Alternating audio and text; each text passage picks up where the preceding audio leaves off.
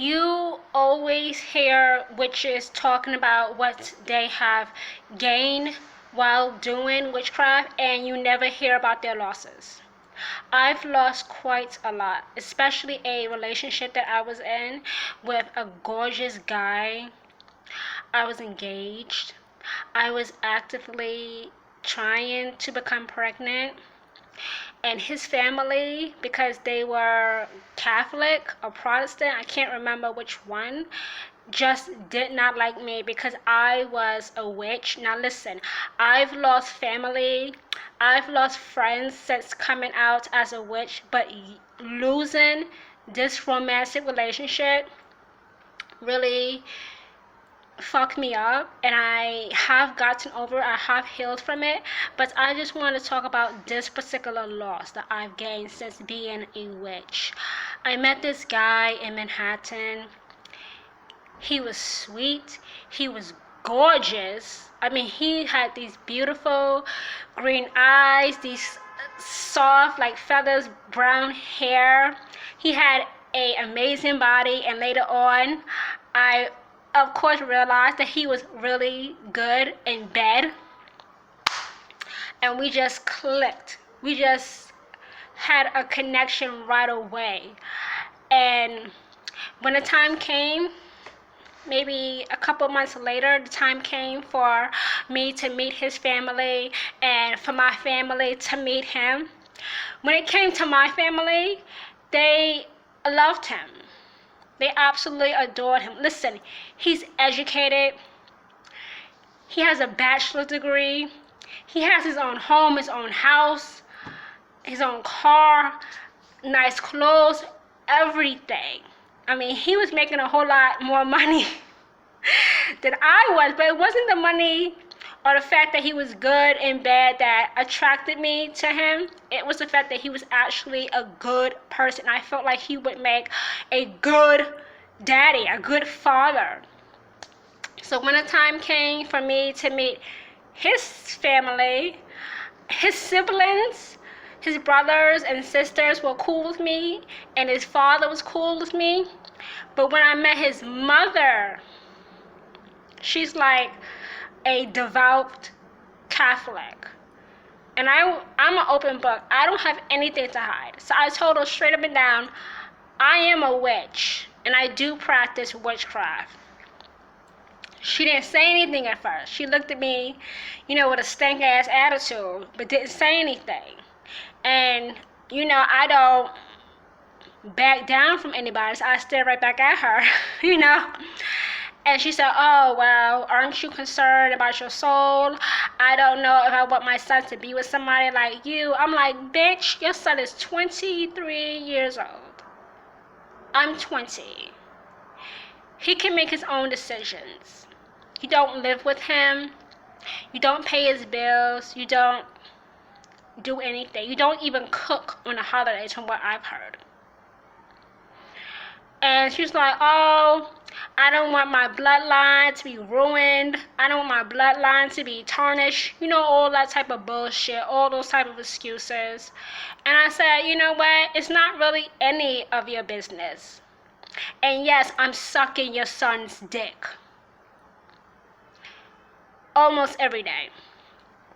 And I wish you would try as hard as you can to try to stop me, bitch.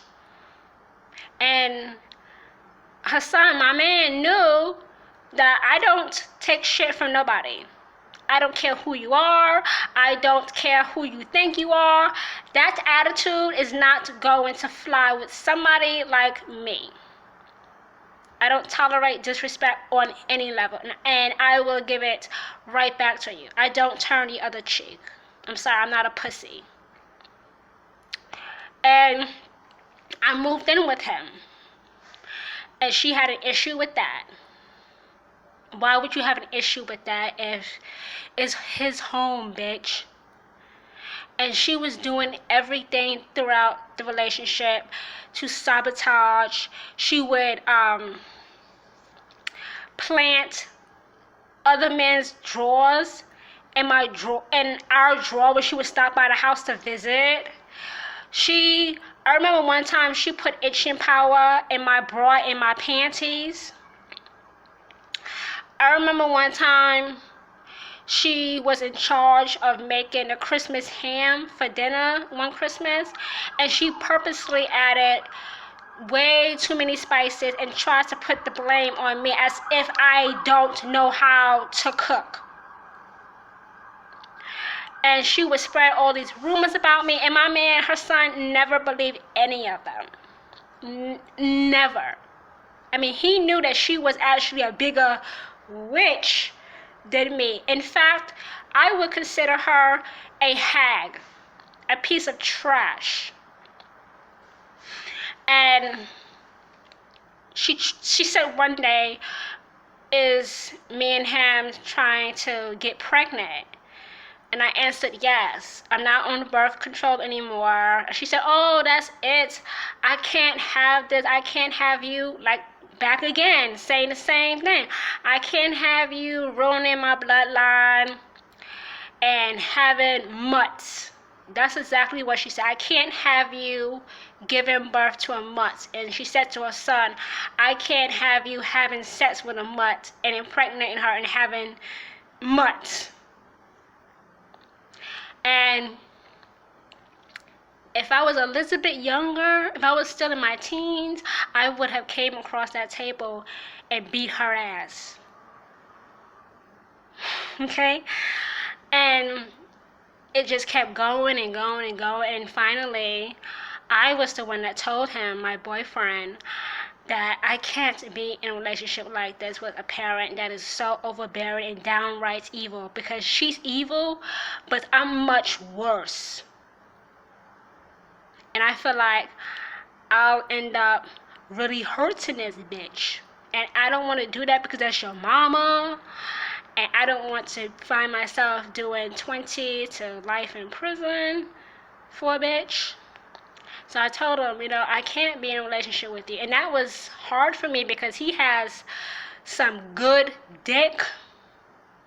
And I really wanted to have a baby with him. I mean, we could have very easily left the country, but he didn't want to leave the rest of his family here. Like, if he didn't have other family members here besides his parents, we would be living probably in Tokyo or Brazil or Spain, somewhere like that, away from all that. But he doesn't want to leave the rest of his family. And I understand that, and I never pressure him. I just suggested it one day that we just leave the country. And it didn't work out that way. And I've cried about it. When you watch this video, don't cry for me, because I've cried enough for all of us. I mean, he was a really good guy, and we see each other every now and then, but there is no sex involved, because those feelings are going to come up again if we have sex again. And it's just very hard, sometimes a little awkward to see him because he's so gorgeous, but he's not seeing anyone right now, and I'm not seeing anyone right now, so I don't know. But I do know I don't want to find myself in a situation like that again. So maybe things will change in the future, maybe they won't. And I'm 28 years old now. He's a little bit over 30. And I'll always care about him. Always. He's accepted me as a witch as soon as I told him. He was so open. He opened up his heart to me. He was an open book. And I'll never forget that. And he's somebody, he knows I will always have his back. And he has always had my back, even up to today. Like I said, we do stay in concert with one another. And like I said at the beginning of this broadcast, a lot of witches talk about what they gain, but they don't talk about what they've lost. And this loss for me was devastating. But at least I can say I still have this person in my life, and I don't know what the future holds in submit. But you never know.